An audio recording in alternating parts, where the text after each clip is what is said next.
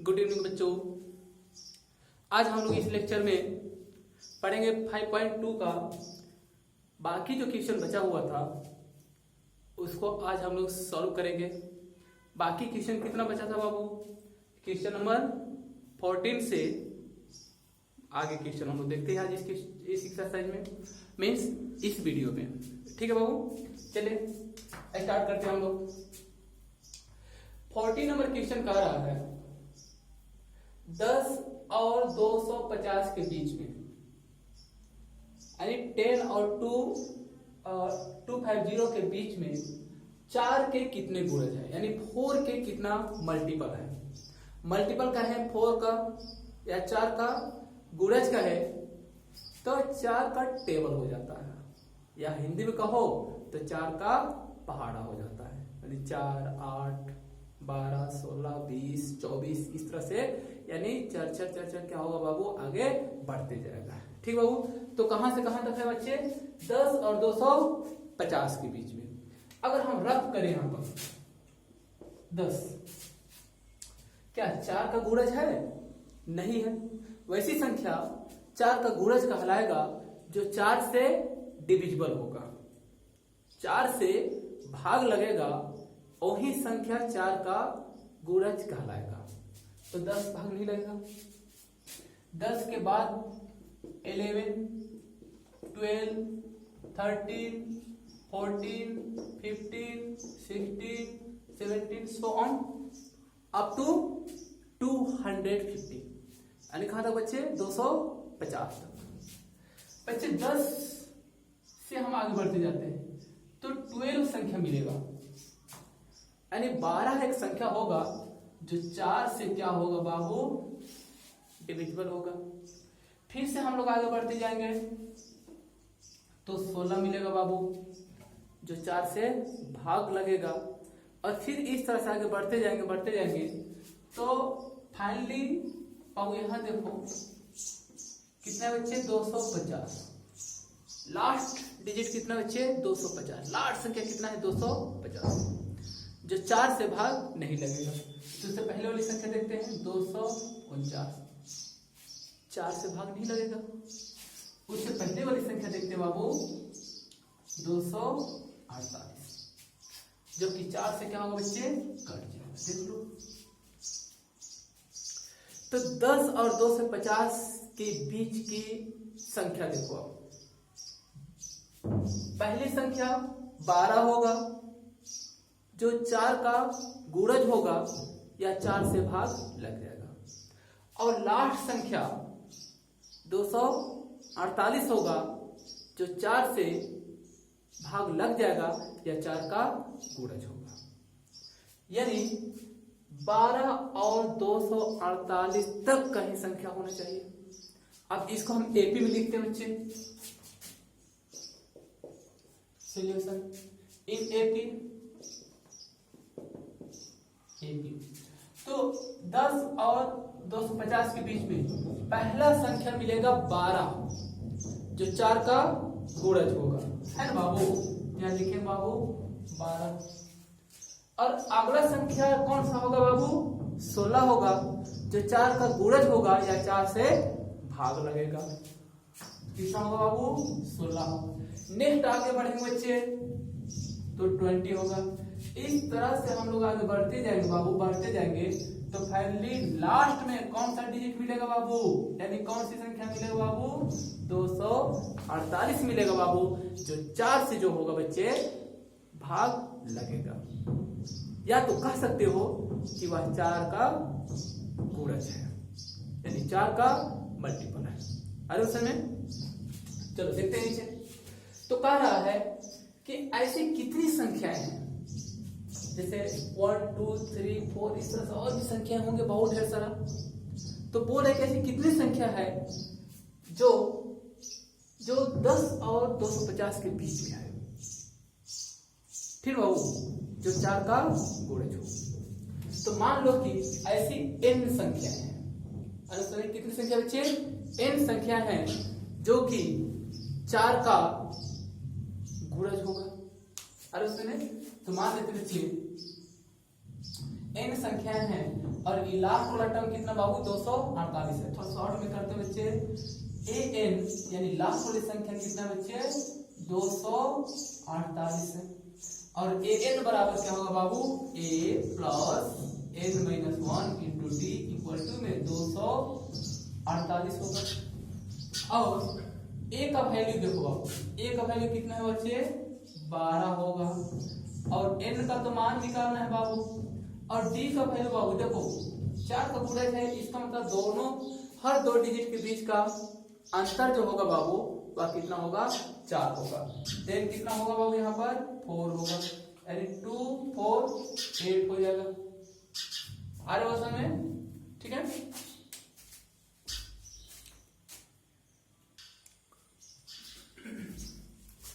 चलो देखो तो बाबू फाइनली कितना होगा 12 को भेज देते उधर बाबू, तो बचेगा बच्चे n माइनस 1 इंटू में 4 यानी 2 4 8 माइनस में 12 हो जाएगा। इसको इरेज कर देते हैं।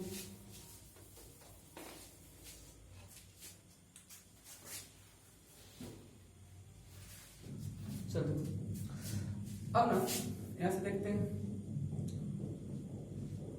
n माइनस 1 इंटू में 4, बच्चे इसको माइनस कर देते हैं ना, 8 से 2 माइनस होगा 6 बचे बच्चे, यहाँ कितना होगा बाबू 3 होगा 2 हो जाएगा।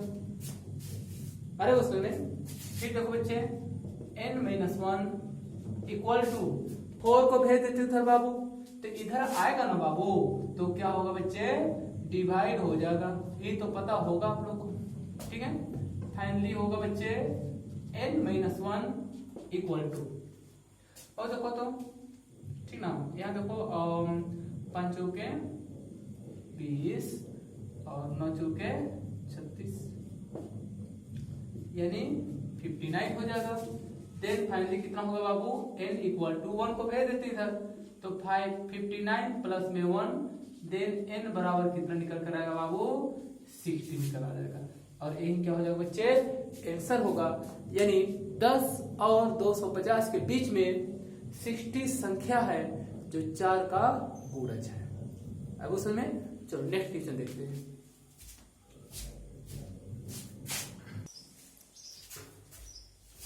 चलो देखते हैं बाबू नेक्स्ट क्वेश्चन कह रहा है n के किस मान के लिए, मीन्स कह रहा है कि n का वह कौन सा वैल्यू होगा, ठीक बाबू, जिसके लिए दोनों समांतर श्रेणियों, ठीक बाबू 63 65 67 डॉट डॉट डॉट इनफाइनाइट तक है, यहाँ जो एपी में जो सीक्वेंस है, और 3 10 17 डॉट डॉट डॉट ए भी इनफाइनाइट तक है, ठीक ना, के n में पद बराबर होंगे।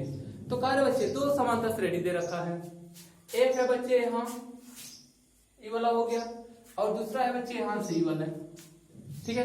तो कह रहा है कि वह n का वैल्यू कौन सा होना चाहिए जिसमें दोनों समांतर श्रेणियों का जो पद होगा ना बाबू वह बराबर होगा।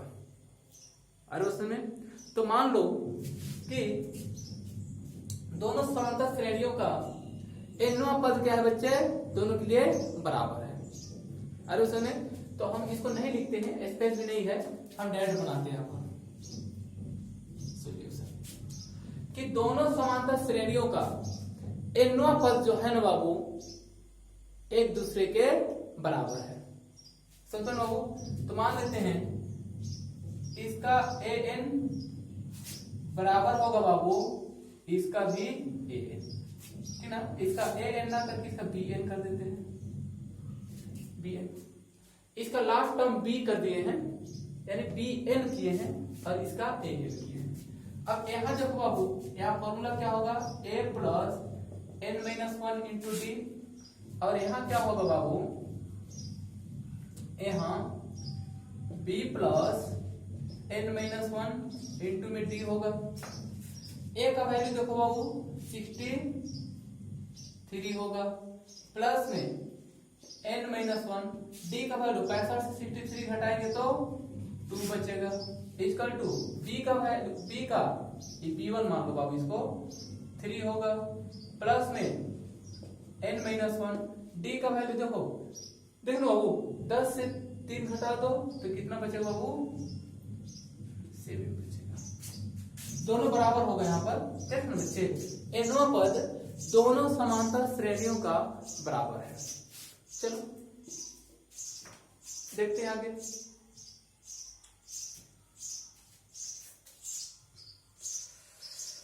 एक लाइन यहीं पर लिख देते हैं, 63 प्लस बाबू इसको ना 2n कर दिए और माइनस में 2 कर दिए, और इसको 3 कर दिए, प्लस में इसको 7n कर दिए और माइनस में 7n कर दिए।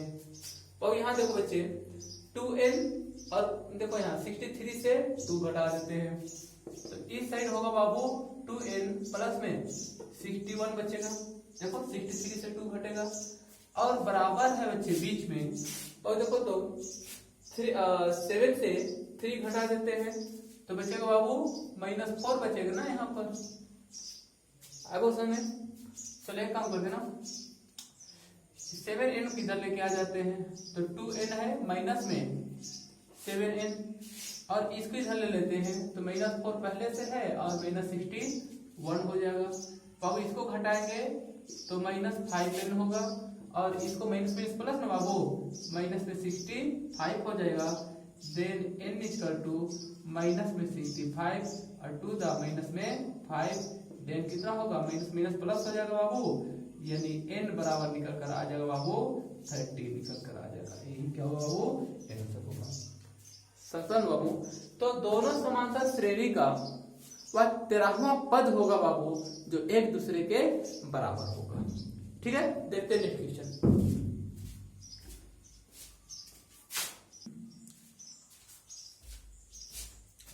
चलो देखते हैं बच्चे, नेक्स्ट क्वेश्चन है 60 नंबर का है, वह एपी ज्ञात कीजिए जिसका तीसरा पद 16 है और 7वां पद 5वें पद से 12 अधिक है।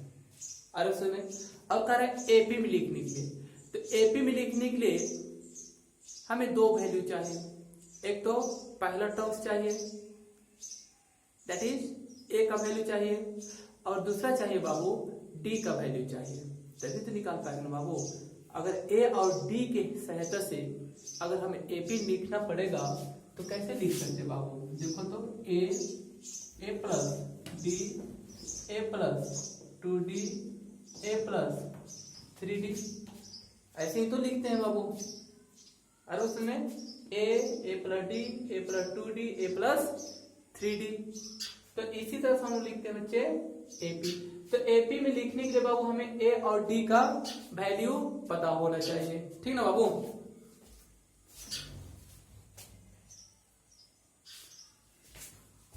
देख लो बाबू, तो ए प्लस डी, ए प्लस 2d, ए प्लस 3d, ए प्लस 4d, ए प्लस 5d, इस तरह से क्या होगा बाबू, अगर एक सीक्वेंस में लिखते जाएंगे तो सीक्वेंस क्या होगा बाबू, एपी में आ जाएगा।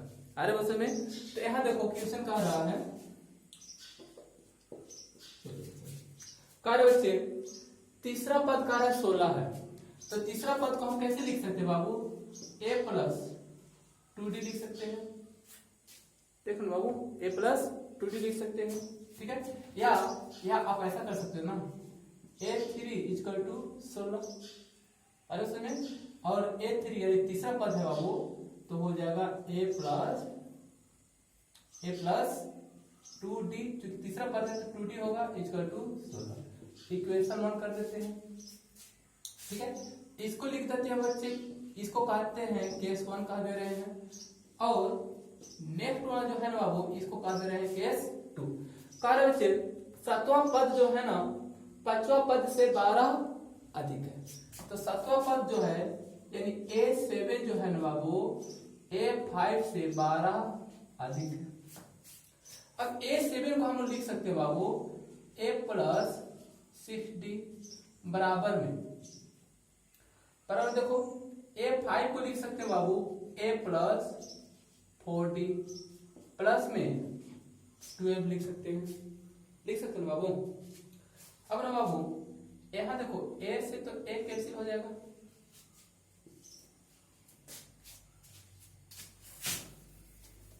फाइनली देख लो बाबू क्या बचा, 6d माइनस 4d, और यहाँ 6d था ना, ये 4d इधर ही लेके आ गए, उधर हो गया बच्चे 12 हो गया, और यहाँ ना 2d इजकल टू 12 हो गया, देन d इजकल टू कितना होगा बाबू 6 हो गया, d का वैल्यू 6 निकल गया। आएगा सुने, अब d का वैल्यू आप यहाँ रखोगे तो 6 दूनी 12 हो जाएगा, और 12 को उधर भेजोगे तो 16 से 12 घटेगा तो कितना बचेगा बाबू 4 बचेगा। ठीक है, यहाँ लिख देते हैं समीकरण 1 से a बराबर कितना हो जाएगा बाबू 4 हो जाएगा। आप सॉल्व कर लेना, हम सॉल्व में करते हैं। d का वैल्यू हम यहाँ रख दिए तो 6 दूनी 12 हो गया, 12 उधर भेज दिया, 16 से घटेगा तो कितना बचेगा बाबू 4 बचेगा। अरे उस समय अब हम लोग लिखते हैं यहाँ पर एपी में लिखते हैं, तो एक काम करते हैं ना, इसको हम हटा देते हैं,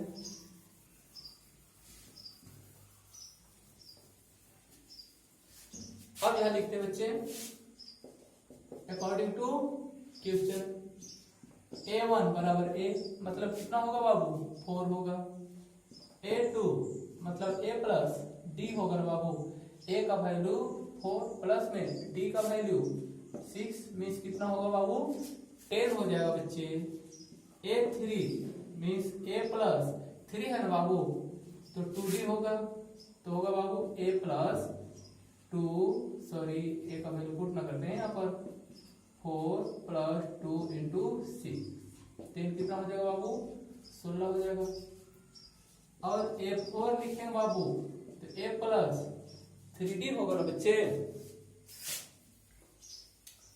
a प्लस 3d, a का वैल्यू 4 प्लस में 3 इंटू d का वैल्यू 6, देखो तो 6 का 18, 18 और 4 जोड़ देते बच्चे तो 18 और 4 हो जाएगा बाबू 22 हो जाएगा। अरे सुने, इस तरह से जितना संख्या आप बढ़ाते जाओगे बढ़ते चल जाएगा एपी में, अर्थात क्या होगा बाबू फाइनली, अर्थात इन एपी में सजा दो, पहला कितना होगा बाबू 4 होगा, 10 होगा, 16 होगा, है ना बाबू, और फिर 22 होगा, सो ऑन बढ़ते चलेगा, तो क्या हो जाएगा बच्चे आंसर हो जाएगा। अरे उस समय बड़ा आसान है, आराम से लिख सकते हो, कोई दिक्कत है नहीं। अगला सवाल देखते हैं,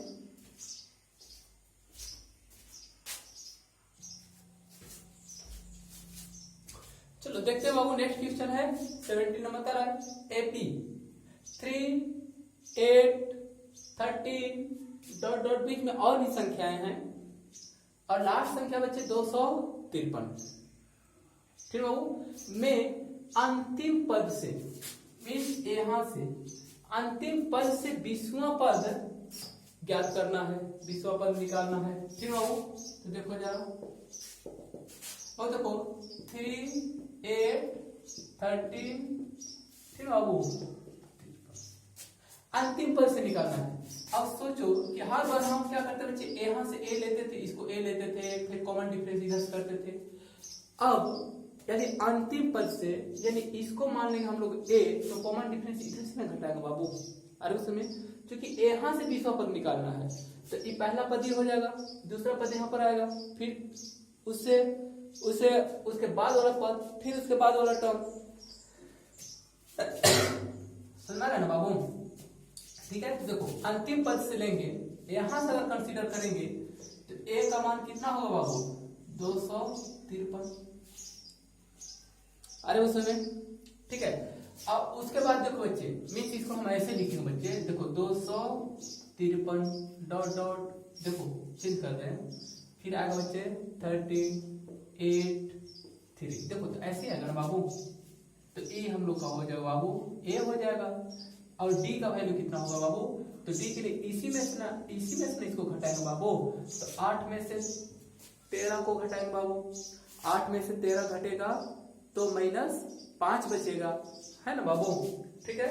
तो डी का जो वैल्यू होगा वहां माइनस कितना होगा बाबू 5 होगा। और कौन सा n का वैल्यू कितना बाबू 20 है, क्योंकि क्वेश्चन में कह रहा है कि 20वां पद निकालना है, तो n का वैल्यू होगा बाबू 20 हो गया। अरे उसमें तो हमें निकालना है बच्चे an का मान निकालना है। अरे उसमें या यहाँ कर देते हैं a20 कर देते हैं, फॉर्मूला रख देते हैं a20, तो क्या होगा बाबू a प्लस 20 है ना बाबू, तो 19d हो जाएगा। a का वैल्यू देखो बाबू a20, a का वैल्यू होगा बाबू 253 प्लस में 19 हो जाएगा बच्चे, इंटू डी का वैल्यू जो होगा बाबू वह माइनस में आ जाएगा बाबू।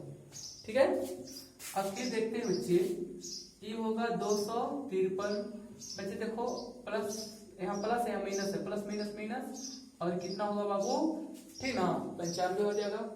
ठीक है, अब घटा देते इसको जरा।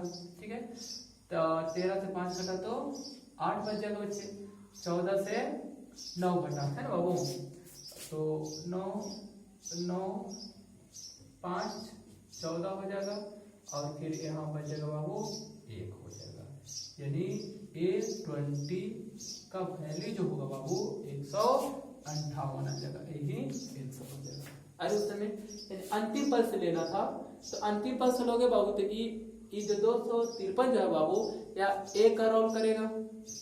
अरे उस समय और कॉमन डिफरेंस आप यहाँ से लो या फिर इधर से लो, कॉमन डिफरेंस तो बराबर ही रहेगा यदि सीक्वेंस सीरीज में रखा गया होगा तो। ठीक है बाबू, अगला क्वेश्चन देखते हैं।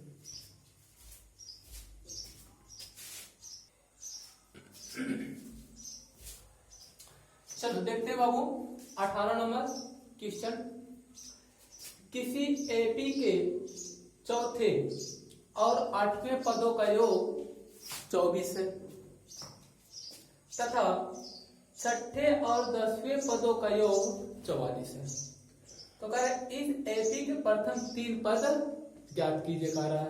अरे उसमें करो चौथा और 8वां पदों का योग, तो देखो यहाँ सोल्व करते हैं हम लोग, ठीक ना।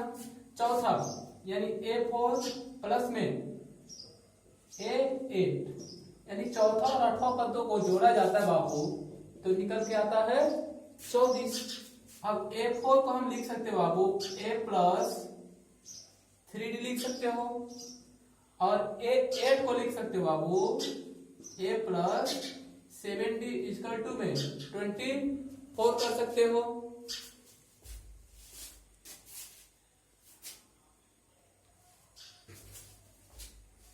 ठीक है बाबू, क्या देखो 1a और 1a जोड़ देंगे बाबू, तो ये हो जाएगा बाबू 2a प्लस में 7d और 3d हो जाएगा बाबू 10d इक्वल टू में 24।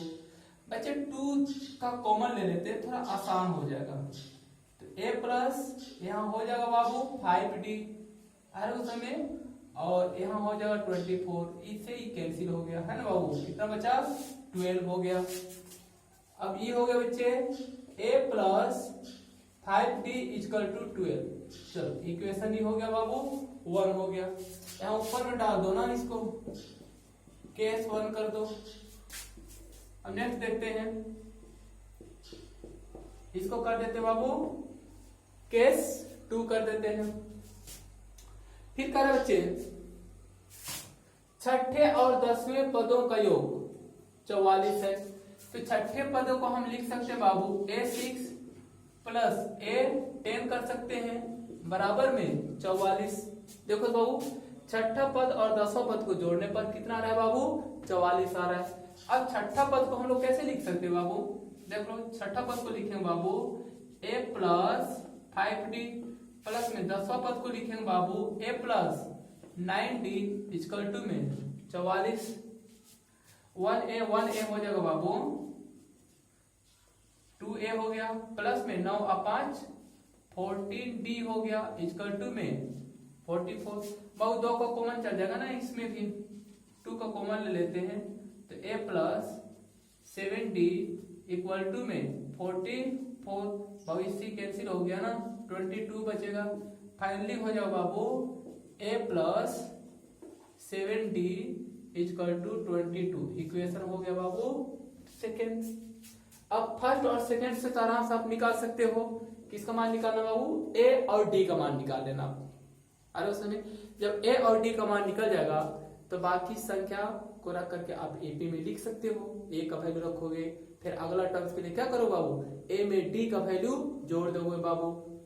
फिर आने वाला टर्म्स के लिए समझ बाबू फिर से डी आप जोड़ते जाओगे। तो जितना डी आप जोड़ते जाओगे बाबू एक नया अलग अलग टर्म्स मिलता जाएगा। समझ बाबू। और जो भी संख्या मिलेगा वह सारा का सारा अगर आप सीक्वेंस में लिखोगे, अरेंज करके लिखोगे तो वह एपी में होगा। ठीक है बाबू, आप निकाल लेना।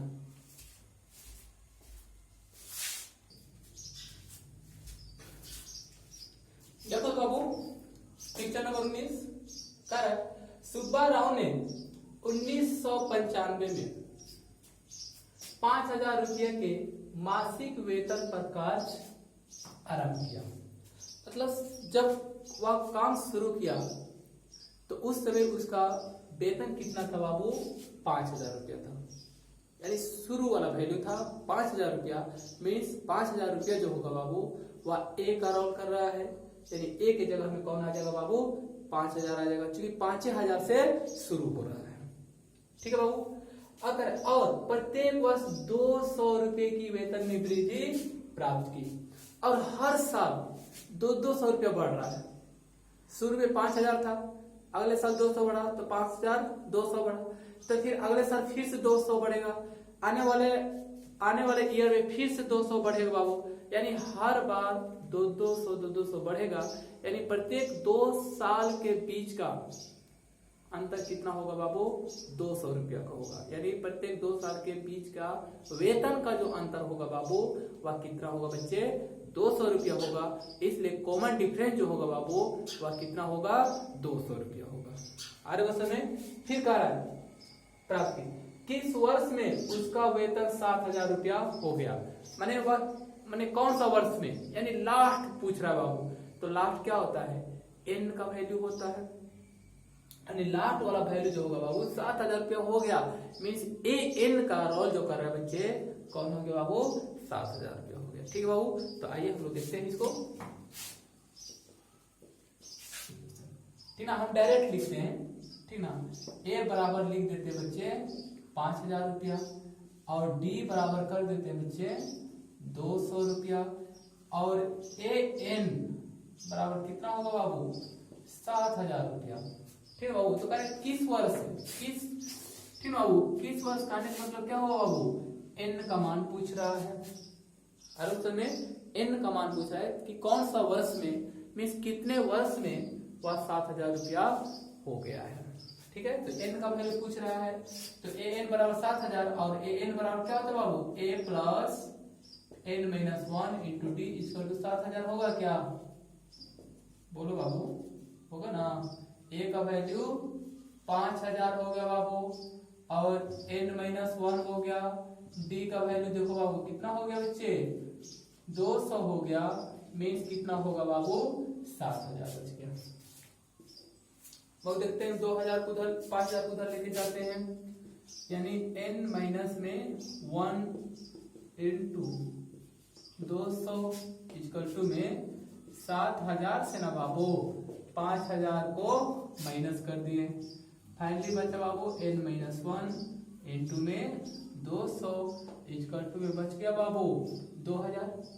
अरे उसमें तो कैंसिल हो गया ना। कितना बचा बाबू? 10 बच गया। यानी n माइनस 1 इक्वल टू कितना हो गया बाबू? 10 हो गया। 2 0 से 2 0 कट गया, बचा 20 ना बाबू। तो 2 देने के 10 हो गया। और n बराबर बच्चे 10 प्लस 1 यानी 11। n बराबर कितना होगा बाबू? 11। यानी 11 वर्ष में उसका जो पैसा था बच्चे वह कितना हो गया? 7,000 रुपया हो गया। ठीक ना बाबू।